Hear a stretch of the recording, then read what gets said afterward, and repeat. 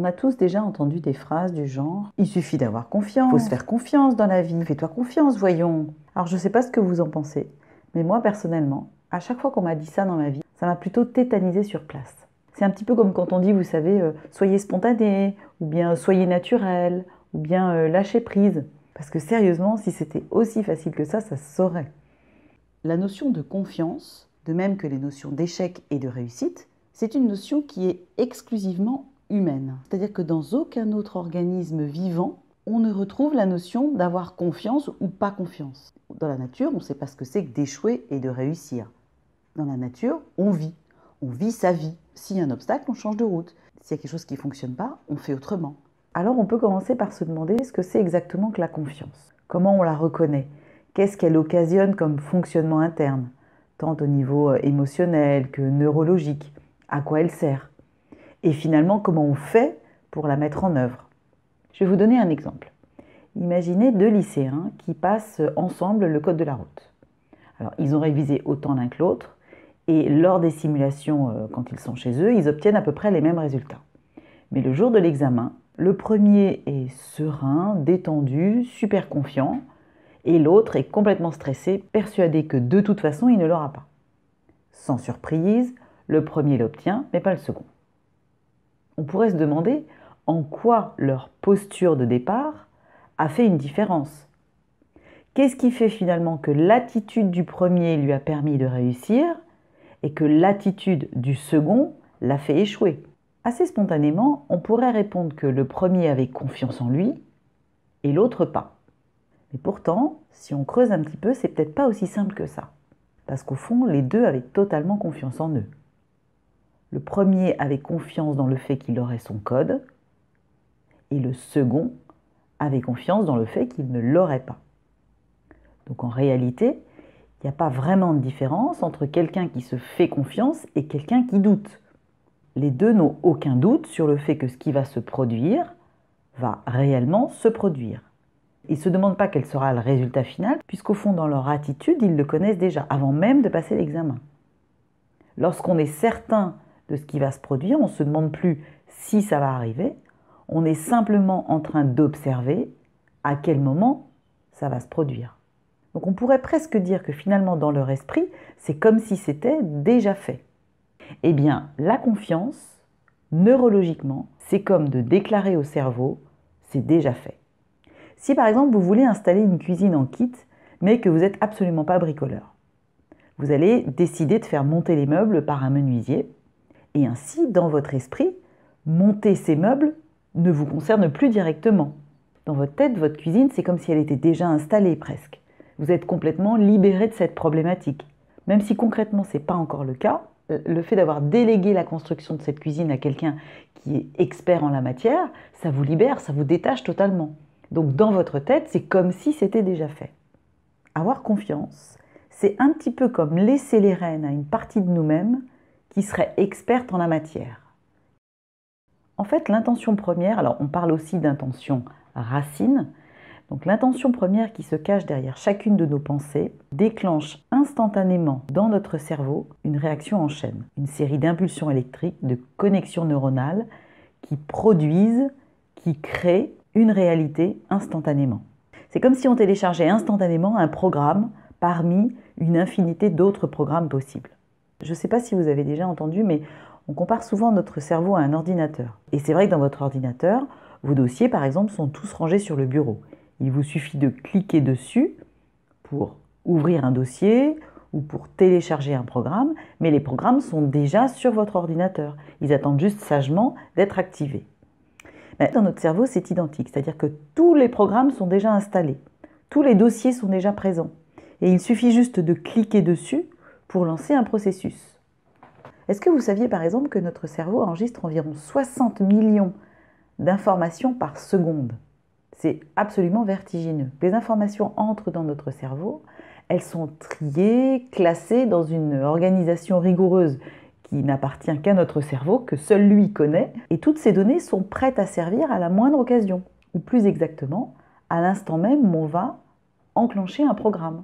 Mais en réalité, tous les programmes sont déjà là, disponibles, immédiatement, sans délai en fait, sans avant, sans après, sans demain, sans plus tard. Ils attendent juste une impulsion de notre part, une intention, on pourrait dire une direction. Et c'est ce que nous faisons à chaque fois que nous donnons notre confiance à telle ou telle évidence. On appuie sur un bouton.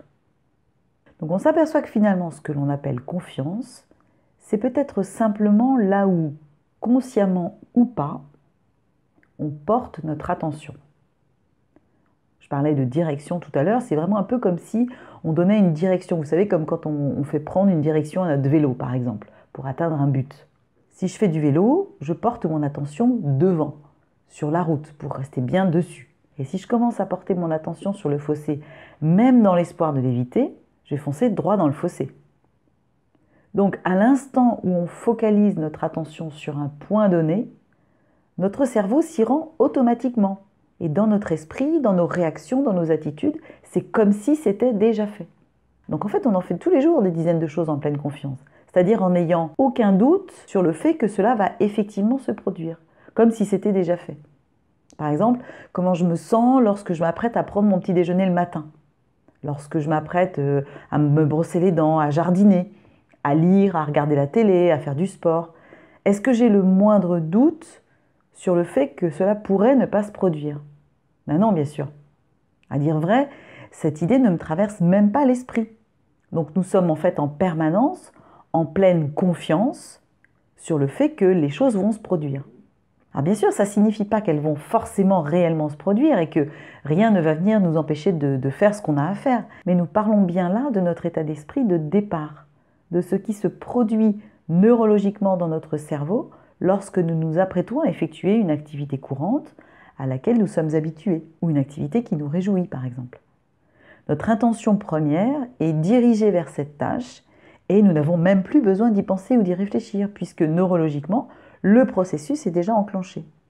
Lorsqu'on écoute des témoignages de personnes qui ont réalisé leurs rêves ou bien le témoignage de jeunes entrepreneurs qui se sont lancés dans un pari fou, ce qui nous frappe lorsqu'ils évoquent leur début, c'est leur certitude, leur conviction que leur projet va se réaliser. Il émane d'eux comme une force tranquille, comme la sérénité de celui qui sait déjà que tout va bien se passer. Il ne sait pas encore comment, il ne sait pas encore quand, mais au fond de lui, la certitude est là. C'est une évidence, la machine est déjà lancée. Il n'a plus qu'à être curieux de découvrir les étapes finalement. Il suit son instinct, son intuition, en toute sérénité. Comme lorsqu'on sait d'avance que tout se passera bien et qu'il reste juste à découvrir. Alors bien sûr, parfois, c'est vrai que quand on a tellement l'habitude de porter notre attention sur un doute, sur une peur, sur quelque chose qu'on a toujours vécu comme tel, c'est très difficile de changer la direction de là où on a l'habitude de porter notre attention. Si depuis toujours, j'ai confiance dans le fait que je n'ai pas de chance, que je n'arrive jamais à rien, que j'ai toujours les mêmes échecs amoureux, que je refais toujours les mêmes erreurs, alors dans mon esprit, en même temps que notre petite voix nous indique la voie, c'est comme si d'autres voix s'en mêlent et on ne voit plus rien que toutes ces autres voix qui s'en mêlent sur les voix. Et dans notre cerveau, c'est exactement comme si c'était déjà fait. Et je reproduis toujours les mêmes schémas. Car en portant mon attention sur ces éléments, même inconsciemment, je les produis et je les reproduis encore et encore dans mon cerveau. Alors comment faire pour changer la direction finalement de sa confiance, pour changer instantanément de programme, pour porter notre attention sur autre chose? Peut-être que la première chose à faire, c'est déjà de s'en rendre compte. Parce que quand on s'en rend compte, cela crée une distance entre soi et l'objet de son attention. Se dire, tiens, j'ai toujours programmé le fait que je croyais que j'étais nulle, c'est déjà laisser de la place pour éventuellement télécharger un autre programme. Ensuite, la deuxième chose qu'on peut faire, c'est proposer à notre esprit de diriger notre attention vers autre chose. Et du coup, on peut commencer à s'amuser, à jouer. Ça permet au cerveau de contourner les résistances. On est en train de dire à nos résistances, à nos égos, à toutes ces barrières sur nos chemins, on est en train de leur dire, attendez, je ne suis pas en train de vous remettre en question, soyez tranquille, je suis simplement en train de m'amuser à tester autre chose. On peut se dire par exemple, tiens, pendant une journée, je joue à porter ma confiance sur le fait que j'ai déjà mon examen du code. En réalité, je ne l'ai pas encore passé, mais je fais comme si j'ai déjà réussi mon examen. Et j'observe comment je me sens. Je fais comme si je peux entièrement faire confiance à une partie de moi qui sait toujours ce qui est bon et utile pour moi. Et j'observe comment je me sens. Faire confiance, c'est vraiment faire comme si on sait que quelque chose s'est déjà produit, même si on ne le sait pas encore.